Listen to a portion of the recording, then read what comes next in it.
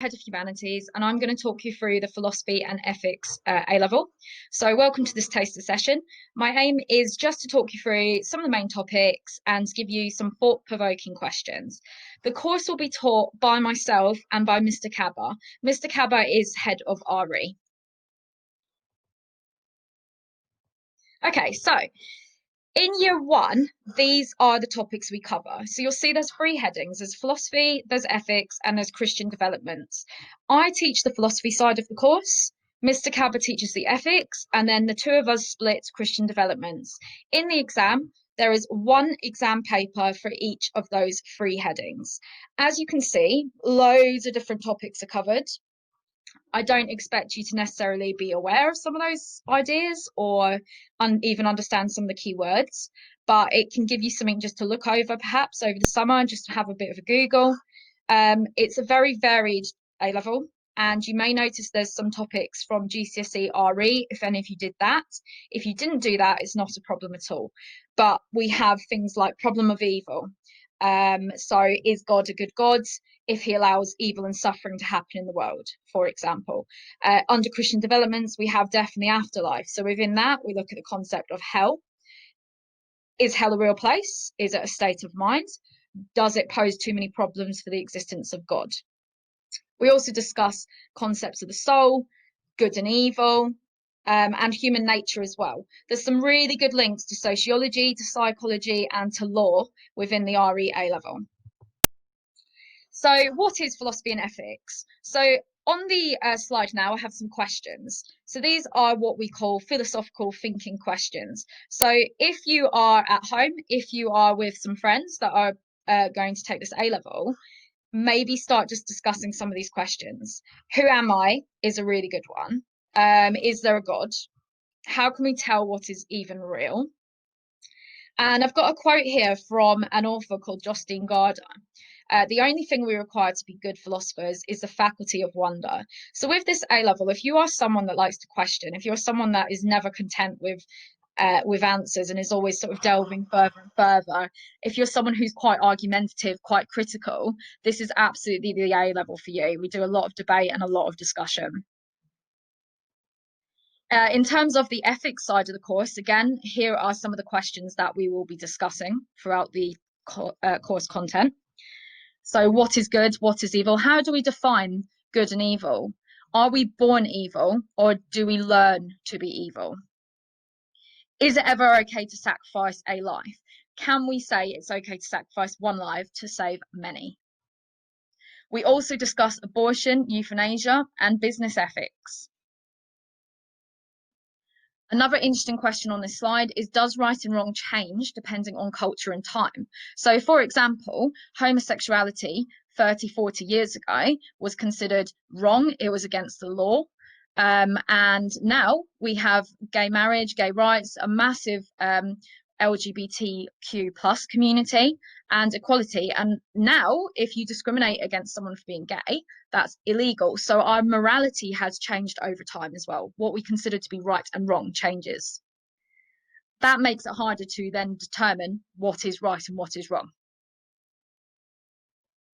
Within Christian developments, there's a heavy focus on biblical literature, but again, we look at it from a very interesting perspective. So why do we have evil in the world? Lots of Christian theologians have tried to examine why we are evil. Is it the fault of original sin? Is it due to Adam and Eve when they ate the apple from the tree of knowledge? Are women responsible for original sin? So we look at gender and sexism within Christianity. How do we even know about God? Is there something built within us that can sort of a honing device to understand God? How has religion shaped feminism and gender? Who was Jesus? Was he a historical figure? Is he a fictional figure? What was he supposed to be? Did he live up to the expectations of society and people of the time? So again, a really varied amount of questions and topics that are covered within this paper. So just to get you thinking about philosophy and ethics, I've got a slide here that just says define good. So again, this could be something you do on your own, or it could be something you do with friends or family. To just have a discussion. How would you define that concept? you might want to pause the video at this point just to discuss that. Second question for you just to have a discussion with is define yellow for someone who has never seen it. Again, you may wish to pause the video. What you will find with this question is it's almost impossible to define yellow without referring to something else. So something we also look at in philosophy and ethics is the nature of language. What do we mean by language? How do we verify things? How do we prove things to be true? How do we discredit things? How do we prove things to be false? Sometimes it's almost impossible or extremely difficult. How do I know that the yellow I see is the same yellow that you see? You may remember a few years ago, this dress became a social media sensation. And the debate was, do you see gold and white, or did you see navy and black? So, for example, I am seeing gold and white. Mr. Cabba, I believe, sees the same, but many people actually saw black and navy. And in fact, the dress itself was black and navy. So this is something you can Google. Again, it shows us, how can we trust our senses? How do we know what is real? How do we know what is truthful when our own senses lie to us and we all see different things? So another question to consider, are right and wrong, good and evil, as subjective as the concept of colour? So I mentioned to you earlier about homosexuality and how that has changed. Other things within society have once been seen as wrong and are now seen as morally good, and vice versa. So is it subjective? Is morality subjective? Is it down to opinion? If it's not, if it's a law, if it's set in stone, who has set that? Who has determined that?